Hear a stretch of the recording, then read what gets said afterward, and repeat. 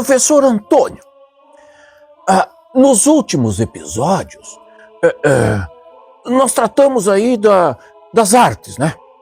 E hoje, sobre o que conversaremos? Olá, Argemiro! Nas missões conforme de Esperamás, a presença das artes não era algo desinteressado ou sem sentido. Elas estavam lá por terem uma utilidade, fosse material, espiritual ou para a recreação. Dentre as diversas artes, as chamadas artes mecânicas eram importantes para a subsistência material dos povoados missioneiros. E é sobre elas que conversaremos hoje. Mas, eu não sei assim se a nomenclatura mudou um pouco daquele tempo para cá. O senhor poderia nos explicar que artes eram essas? Argemiro, nos inventários realizados após a expulsão dos jesuítas, foram encontradas nos povoados missioneiros ferrarias, ourivezarias, chapelarias, tornearias, fábricas de instrumentos musicais, olarias, oficinas de retábulos, carpintarias, curtumes, tipografias, oficinas de estatuária e relojoarias. Nelas trabalhavam os mais diversos tipos de artífices, carpinteiros, ferreiros, fabricantes de sinos, pedreiros, pintores e escultores que faziam altares e colunas de igrejas, estatuários que sabiam fazer imagens policromadas ou de ouro e prata. Havia quem trabalhasse a madeira fazendo figuras e adornos. Havia ainda produtores de telhas e de adobe, ceramistas que produziam ladrilhos, talhas, panelas, pratos e outros utensílios, e inclusive pessoas entendidas na produção de pólvora e na construção de barcos, balsas, carretas e carretilhas. O padre cardeal registrou alguns anos antes dos referidos inventários que existiam nos povoados ferreiros, carpinteiros, tecelões, estatuários, pintores, douradores, produtores de rosários, torneiros, ouríveis, mateiros, aqueles que preparavam as cuias para o mate, e até sineiros e organeiros em alguns povoados, além de alfaiates, sapateiros e padeiros. No geral, praticamente todos os indígenas eram também agricultores, havendo ainda aqueles que se especializavam no cuidado com animais, como vaqueiros, tropeiros, domadores e aqueles que trabalhavam como posteiros, além dos especialistas no curtimento do couro, tanto de bovinos quanto de ovelhas. Igualmente havia entendidos na produção de arreios para equinos e muares. Muito se fala na fundição de ferro nos povoados missioneiros. Vamos conversar um pouco sobre isso.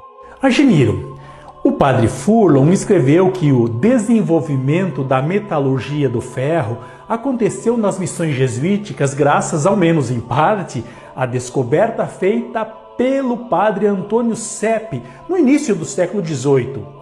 O polivalente missionário alemão notou que as pedras chamadas Itacuru possuíam veias ou manchas negras.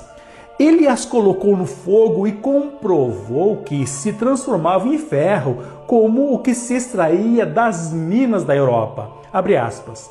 Esta descoberta foi-me sumamente agradável, disse Sepp, porque estávamos obrigados a trazer da Espanha as ferramentas que nos eram necessárias. Fecha aspas.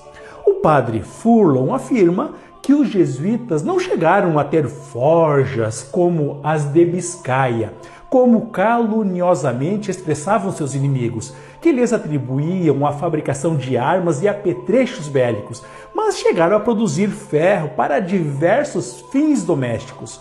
Sobre esse assunto, percebemos na documentação jesuítica do século XVIII que as ferrarias de São João Batista e de São José eram referência para as demais povoações, pois indígenas eram enviados para lá para aprender o ofício com os mestres de ambos os lugares. Vários missionários dominavam, assim como Sepp, a arte da fundição, tendo-a ensinado aos indígenas.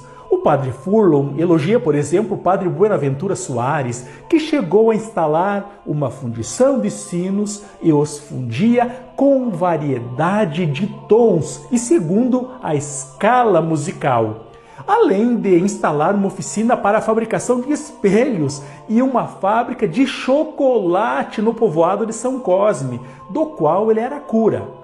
Sanches Labrador chegou a informar que o mesmo missionário conseguiu, com sua genialidade, fabricar lentes astronômicas com cristais de rocha. Professor, você falou há pouco sobre o envio de pessoas de um povoado para aprender o ofício com os mestres em outros povoados. Suponho, não sei, que esses mestres fossem indígenas. De fato, Argemiro, muitos indígenas chegaram a ser respeitados nos seus e em outros povoados devido ao domínio apurado que possuíam de seus ofícios. Esses mestres recebiam tanto indígenas quanto trabalhadores africanos escravizados para lhes ensinar ou aperfeiçoar o conhecimento. Acontecia também de alguns desses indígenas peritos serem deslocados para outros lugares para dar assistência especializada, seja nas cidades coloniais, como em Buenos Aires, seja nos empreendimentos jesuíticos. Há várias referências nesse sentido na documentação missionária. E vimos no outro episódio a importância da agricultura e das roças familiares e coletivas que existiam nos povoados.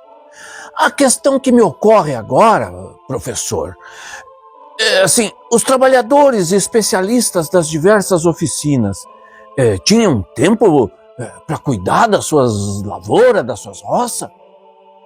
Muito boa a sua pergunta, Gemiro. Vou respondê-la com o registro do padre Cardiel. Diz ele que todos os indígenas missioneiros iam às plantações nos 6 meses de sua época, às segundas e sábados, exceto os tecelões, ferreiros e demais artífices, que não eram deslocados para as tarefas comunitárias durante o ano todo, mas eles se alternavam. Uma semana trabalhavam em suas próprias terras, outra em seu ofício. É importante dizer que eles exerciam seus ofícios não em suas casas, mas nos pátios que para isso existiam nas casas dos padres, especialmente no segundo pátio. Isso possibilitava que o padre os visitasse com frequência. Aliás, eram colocados em cada ofício aqueles que ao padre pareciam mais adequados, e os indígenas não se opunham a isso. Pelo contrário, alguns os desejavam, porque ter algum ofício era considerado um sinal de nobreza. Mas como vimos no outro momento, o desenvolvimento dos trabalhos pelos indígenas recebia a supervisão de alcaides indígenas e dos próprios missionários.